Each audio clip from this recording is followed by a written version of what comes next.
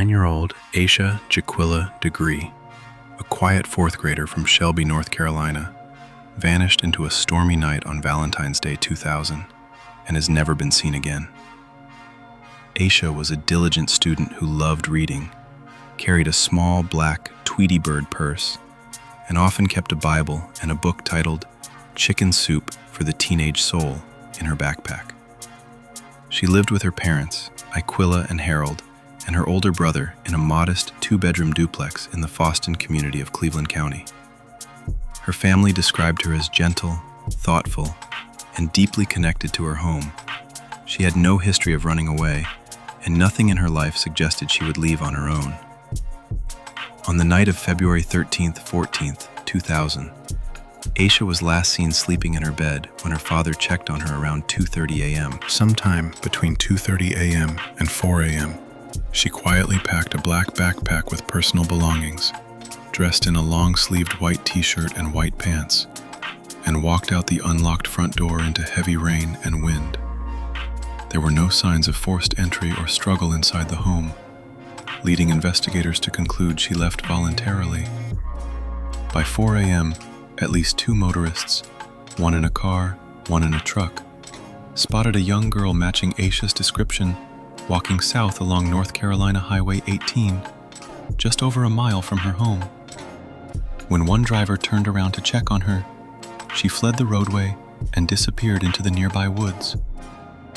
That moment marked the last confirmed sighting of Aisha Degree.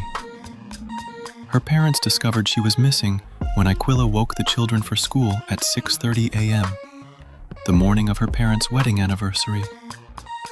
Immediate searches of the neighborhood and surrounding forests yielded no trace of her, and search dogs found no scent trail. On August 3, 2001, more than a year later, construction workers digging an access road in Burke County, roughly 30 miles north of the last sighting, found Aisha's backpack buried in plastic bags. The backpack contained clothes, her Bible, and the Chicken Soup book, but no body or additional clues. Over the years, investigators have pursued numerous leads, including DNA analysis and witness interviews, but no suspects have been publicly identified. In recent warrants, law enforcement has stated they believe Aisha was killed and her body concealed, though this has not been confirmed in court. The case went cold due to a combination of factors: the lack of a body, the absence of a clear suspect, and the elusive nature of the single witness sighting that ended in the woods. Critics and advocates have long questioned why Aisha's case received minimal national attention compared to similar disappearances of white children, pointing to systemic issues of race and socioeconomic status in media coverage. Despite the eerie circumstances and the fact that her backpack was found buried under suspicious conditions, the case never became a national obsession. Today, Aisha Degree remains officially a missing person, though investigators now treat her case as a homicide. Over 25 years later, her disappearance is still unsolved, and no trace of her body has ever been found. What remains unknown is whether Aisha was abducted, whether she walked into the woods alone, and who, if anyone, was responsible for her fate.